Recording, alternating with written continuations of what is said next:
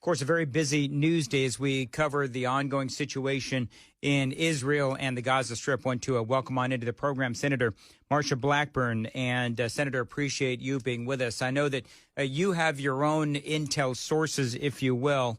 We're hearing some 300,000 Israelis are positioned right there at the Gaza Strip. They're looking to go into Gaza and root out Hamas. Do you have the latest on what's happening there? What can you tell us? What we have heard is that Israel is going after this. Netanyahu, of course, said this is war. And they are seeking first to root out all of the Hamas terrorists that have invaded right there along the Gaza Strip in southern Israel. And once they have done that, then they will move to a different stage of their battle plan.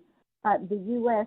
has positioned or is currently positioning a carrier group in the region. They have sent ammo, and as I have said, anything that flies, shoots, sails, or spies, this administration needs to send it right now. They don't need to hesitate. Israel needs what they need to defend themselves and to make certain that they push back on Hamas. We are hearing that Hamas had the guidance of Iran on this attack. We are hearing that the Hamas leaders are in Qatar, and they're positioned there and then calling the instructions into Gaza and into the Hamas leaders. Hezbollah has also positioned attacks coming out of Lebanon into the north of Israel, that they're there on hitting some of those coastal positions. The White House did do, and this is interesting, they did a four corners brief yesterday, which is leaders of the Democrat and Republicans, House and Senate. They omitted the Republican-led House from that. And they said, oh, well, they don't have a speaker. But you know what? They have a speaker pro tem in Patrick McHenry. They have Steve Scalise, who has been a longtime leader, but no one was included in that brief. I think that was a big mistake. And, of course, we have the Secretary of State, Anthony Blinken, that is trying to push the rhetoric that the $6 billion had nothing to do, or this current Iran deal had nothing to do with escalation on these attacks, and trying to make the point that that is not connected. But what we have to remember, that bullies and terrorists, what do? They perceive weakness and they move forward, and they see this administration as being very weak on this foreign policy. And indeed, they were well into this fight and escalation around this fight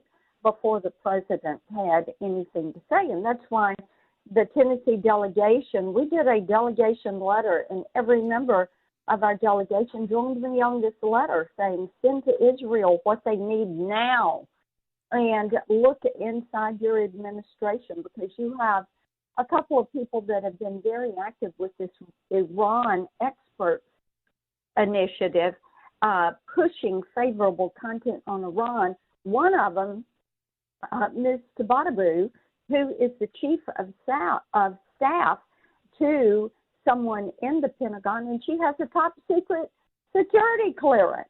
This is the kind of thing that just makes no sense.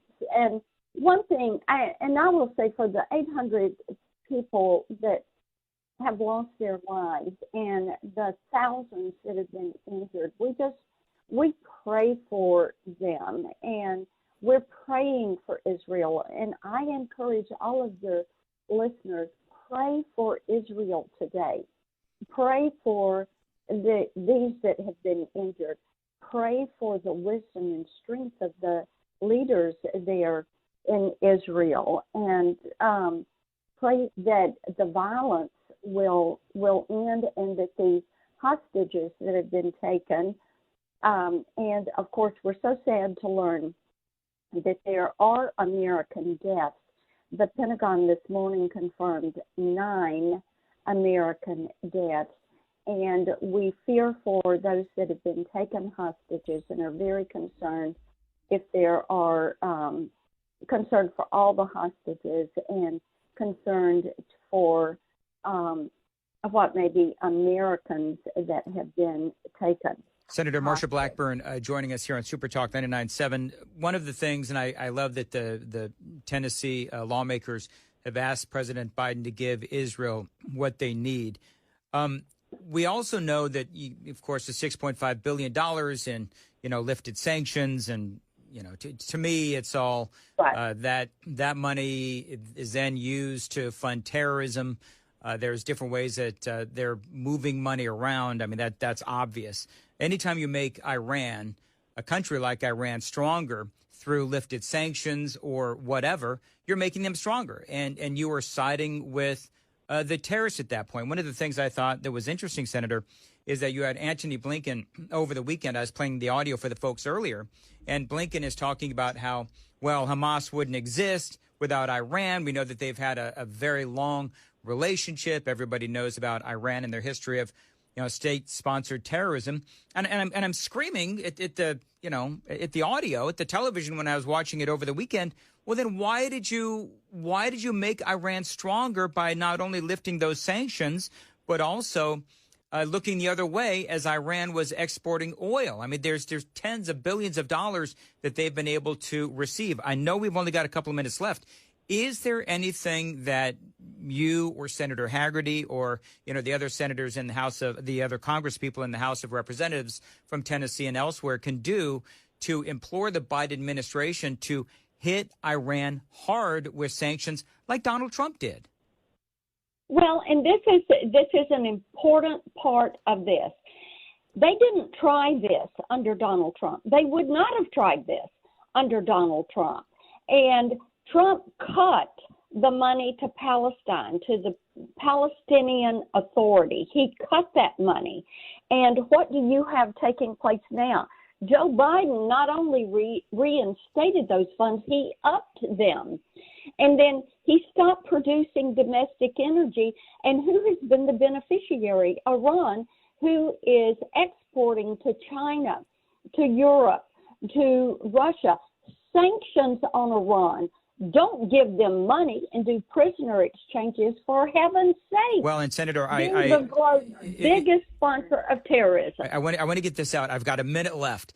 I love what you just tweeted a little bit ago. If the 6.5, as the Biden administration states, if that $6.5 billion have not been released to Iran, President Biden should immediately void that agreement and freeze the $6 billion ransom payment.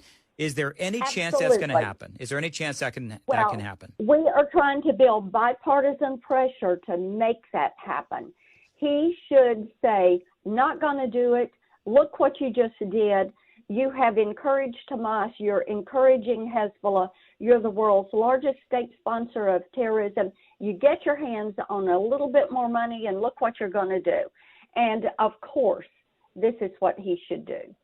All right, Senator Marsha Blackburn, thank you very much. And please let us know. I really love that you're calling for bipartisan cooperation here. I would love to know if there are any Democrats who would actually be against that notion. And I thought about that over the weekend where, you had Blinken saying, oh, no, the money hasn't even been spent yet. You have, people on the left saying that money is being, eyed by the Treasury Department. They're making sure that money is not being spent on terrorism. Now, again, we were playing around earlier with the word fungible, where, okay, so if Iran knows that they've got $6.5 billion coming in, they've got an extra $6.5 billion to spend that they already have, and that can be spent not on humanitarian aid, but on terrorism and funding Hamas. So I love what she's doing when she calls for Iran to not be, you pull that $6.5 billion back. Because clearly, and they've come out, Hamas has come out and even said, yes, Iran worked with us. They funded these attacks. I mean, it's not like we needed any kind of, what's the right word? We didn't need any confirmation from Hamas. We know that Hamas would not exist without Iran. And so, yeah, so I would agree with Senator Blackburn if that money hasn't been spent yet, as they claim, well, then let's pull it back. And you know what else we do?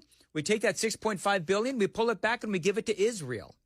And we let Israel buy as many rockets as they want to bomb the living crap out of Hamas after we rescue the hostages.